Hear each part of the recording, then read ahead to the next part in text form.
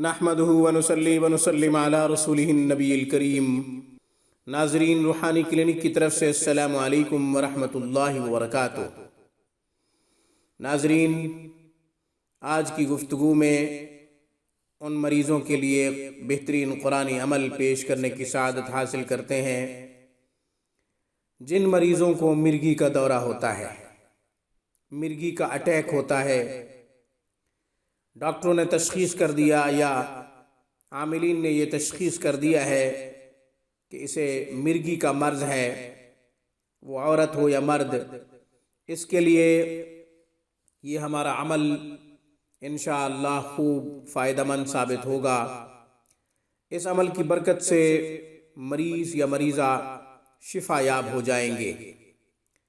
عمل بہت ہی آسان ہے۔ یہ عمل قرآن کریم کی مختلف صورتوں سے لیا ہے۔ سب سے پہلے آیت نمبر 83 سورہ انبیاء، پھر سورہ مؤمنون آیت نمبر 97-98، پھر سورہ صاد آیت نمبر 41۔ سورہ انبیاء آیت نمبر 83، سورہ مؤمنون آیت نمبر 97-98، سورہ صاد آیت نمبر 41۔ ان آیات کی تلاوت کر دیتا ہوں۔ یہ آیات میں دعا کی غرض سے پڑھوں گا تو قرآن میں ربہو ہے اور میں نے رب انی سے آیت کو شروع کرنا ہے، چونکہ یہاں مقصود اللہ تعالیٰ سے دعا کرنا ہے۔ تو یہ آیات پڑھ دیتا ہوں، کیونکہ بہت سے لوگ تنقیدی نظر سے جب ویڈیو کو دیکھتے ہیں تو پھر آیات کی غلطیاں نکال کے ای میل کر رہے ہوتے ہیں۔ ہم ان آیات کو دعا کی غرض سے پڑھ رہے ہیں۔ رب انی مسنی الضر وانت ارحم الراحمین، رب انی مسنی الضر وانت ارحم الراحمین، رب اعوذ بک من ہمزات الشیاطین واعوذ بک رب ان یحضرون،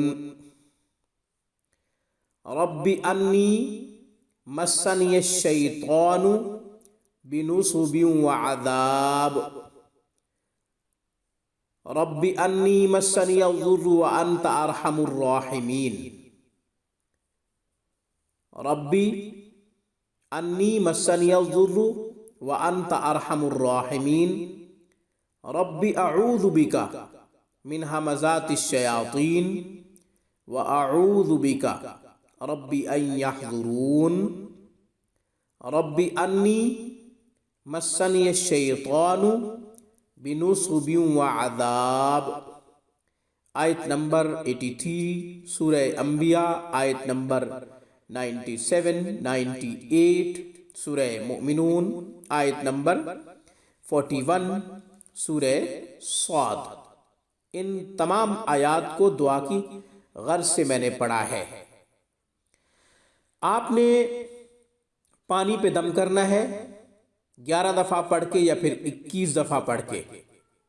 مرگی والے مریض کے اوپر پانی کے چھٹے ماریں، اس سے بھی انشاءاللہ مریض شفا یاب ہو جائے گا۔ مریض کو پلا بھی سکتے ہیں۔ ان آیات کا تعویذ بنا کے بھی مریض کے گلے میں ڈال سکتے ہیں۔ آج کی ویڈیو میں بس اتنا ہی۔ روحانی کلینک کو سبسکرائب کیجئے۔ ویڈیو کا نوٹیفیکیشن حاصل کرنے کے لیے بیل آئیکن کو پریس کر لیجئے۔ السلام علیکم ورحمۃ اللہ وبرکاتہ۔